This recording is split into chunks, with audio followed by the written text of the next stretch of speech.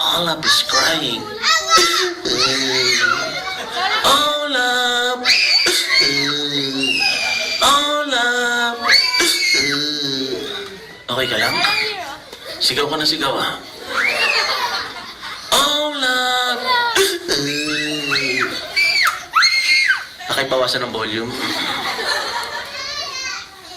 Olaf! Hindi na naman, oh. Olaf! Olaf! Olaf! Why are you crying? Why are you crying, Olaf?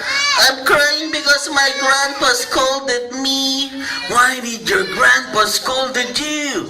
You see, my teacher told me to follow my parents and grandparents, like my daddy, my mommy, my grandpa, my grandma. That is why I follow them. If my daddy tells me to sleep early, I tell my daddy, Daddy, sleep early.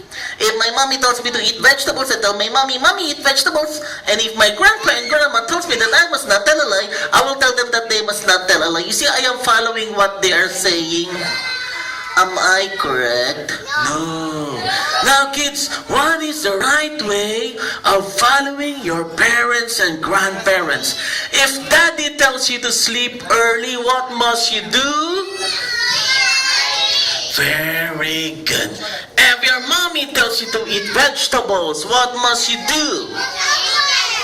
Very good. And if grandpa and grandma tells you that you must not tell a lie, don't tell a lie. Now, what must you do if you made a mistake? You must say sorry. Can you please say sorry?